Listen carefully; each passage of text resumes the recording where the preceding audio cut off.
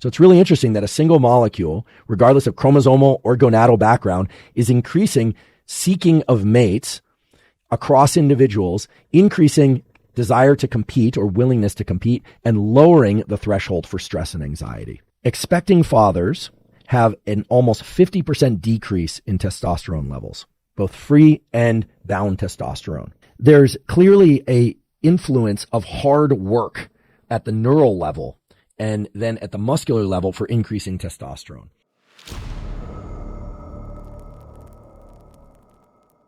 Estrogen and testosterone are present in everybody. It's their ratios that determine their effects, because the ratio of estrogen and testosterone in every individual has profound influence on feelings of well-being, feelings of optimism, feelings of anxiety or lack of anxiety, on reproduction, on sexual behavior independent of reproduction.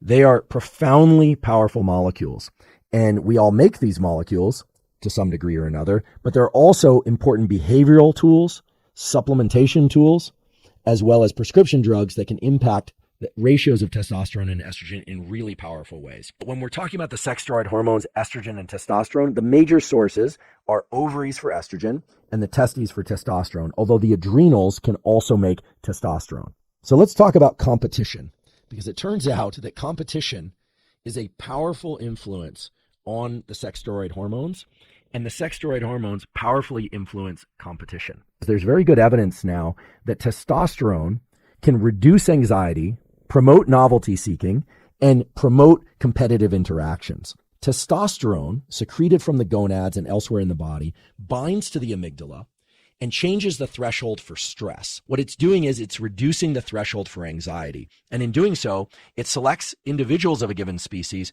to push further, being willing to suffer more in pursuit of reproduction in females. Peaks in testosterone have similar effects regardless of whether or not someone has ovaries or testes. Competitive environments themselves can increase testosterone. Winning promotes more dopamine and later more testosterone.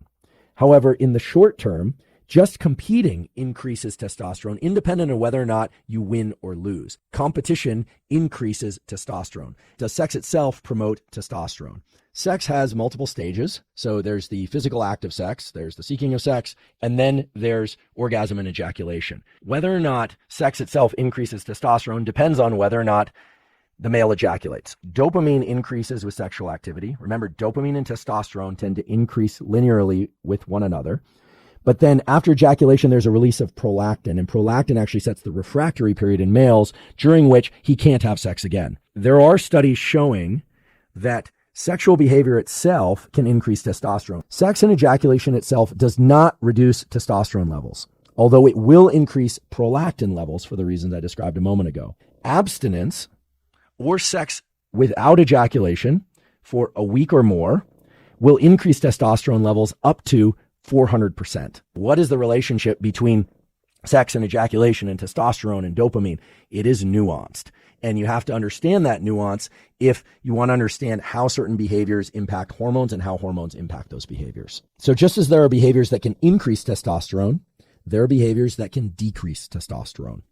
And one of the most well-characterized ones in humans is becoming a parent. When the male and female of that species are expecting young, they lay down more body fat. The assumption is that this is to prepare for long nights of no sleep, which occurs in many species, not just in humans. The other behavior that markedly reduces testosterone in both males and females and markedly reduces the desire for seeking sex and sex itself is illness. Getting your breathing right during the waking hours, meaning primarily, unless you're working out really hard or there's some other reason why you're maybe eating or speaking that you need to be breathing through your mouth, you should be a nose breather. There's really good evidence for that now. And in sleep, you also want to be a nose breather because that's going to increase the amount of oxygen that you're bringing into your system and the amount of carbon dioxide that you're offloading. Tape and shut the mouth with some tape that will allow you to open your mouth if you really need to during sleep can allow people to shift over from being mouth breathers and snorers to nose breathers. In the daytime, the best way to get good at nasal breathing is to dilate the nasal passages, because a lot of people have a hard time breathing through their nose. And one way to do this is to just breathe through your nose more. And one way to do that is that when you exercise, in particular cardiovascular exercise, most of the time, provided you're not in maximum effort, you should be nasal breathing. Learn to be a nasal breather. It has positive cosmetic effects. It reduces apnea. It offloads more carbon dioxide. It increases lung capacity. It dilates the sinuses, and it prevents apnea in sleep. Viewing bright light within the first hour of waking, whether or not it's from artificial light or ideally from sunlight, has these powerful effects on sleep and wakefulness. Hormones, light and dopamine have a very close-knit relationship, so much so that your light viewing behavior can actually have a direct effect on hormone levels and fertility. It can have a direct effect on hormone levels and libido. It can have a direct effect on hormone levels and your ability to heal quickly. Most people don't really understand how powerful this relationship is between light, dopamine, hormones, and all the great things that the sex steroid hormones do when they're available in your body in the proper ratio. Increased viewing of sunlight, and it has to be to the eyes, it's not to the skin. Increased viewing of sunlight increases dopamine levels in the brain. Increased dopamine levels in animals and humans increases the amount of these melanocytes and the activity of these melanin-producing cells, which give pigmentation to the skin and hair, and indirectly increase the amount of testosterone and estrogen, and thereby reproductive behavior, feelings of well-being, social interactions, reductions in anxiety, etc. If you want to optimize testosterone and estrogen, you need to get your light viewing behavior correct. It's not just about optimizing your sleep, which is also important. It's about getting sufficient amount of light in your eyes so you have sufficient levels of dopamine. But it means getting anywhere from 2 to 10 minutes of bright light exposure in your eyes early in the day. If you can't get sunlight for whatever reason, you want to use bright artificial light. But that is absolutely critical for timing the cortisol release properly, limiting cortisol release to the early part of the day, getting increases in dopamine that are going to promote the production of testosterone and estrogen to healthy levels. The other aspect of light viewing behavior that's extremely important is to avoid bright light exposure to your eyes in the middle of the night. If you're viewing bright light in the middle of the night, you are suppressing dopamine release. If you're suppressing dopamine release, you are suppressing testosterone levels. Just getting the breathing and light viewing behavior, which will indirectly support sleep behavior, can be a huge and positive effect on levels of sex steroid hormones. The most plausible explanation for why cold exposure, either through 1 to 10 minute ice bath or cold shower or the ice underpants thing, would increase testosterone or increase estrogen, is that you're cooling the neurons that control vasoconstriction and vasodilation and shutting down the entry of blood, or at least reducing it, and hormones into the gonad.